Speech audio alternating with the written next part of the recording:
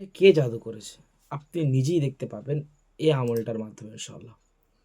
আমলটার নাম হচ্ছে ইসমে আজম। আজকের আমাদের ইসমে আজম সম্পর্কে 7 নম্বর পর্ব।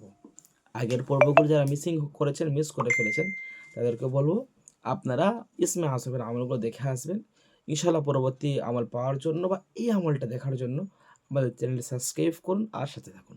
যদি আমরা জেনে নিই আপনাকে কে ক্ষতি করেছে, আপনি নিজেই ইনশাআল্লাহ নিজের চোখের মধ্যে, স্বপ্নের মধ্যে ইনশাআল্লাহ আপনি বুঝতে পারবেন। এর জন্য আপনি কী করতে হবে? আপনি সর্বপ্রথম যখন ঘুমাতে যান, ঘুমানোর পূর্বে আপনি এই আমলটা করেন। নিজে উজু করেন, বিছানায় যান, বিছানা ভালোভাবে ঝেড়ে নিয়ে ডান কাত হয়ে আপনি মনে মনে ইসমে আজম পড়েন। ইসমে আজম কতবার পড়বেন?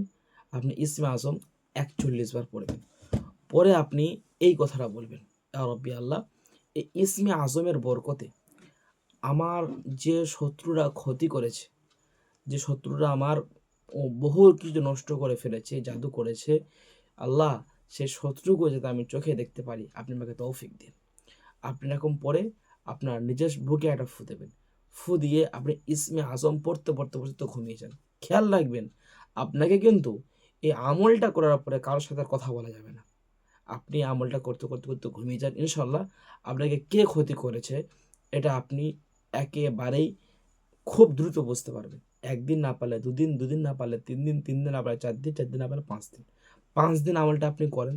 আপনাকে কে ক্ষতি করেছে আপনার স্বপ্নের প্রতি ইনশাআল্লাহ আল্লাহর ইলহানের মাধ্যমে আপনাকে ইনশাআল্লাহ দেখিয়ে দেওয়া হবে।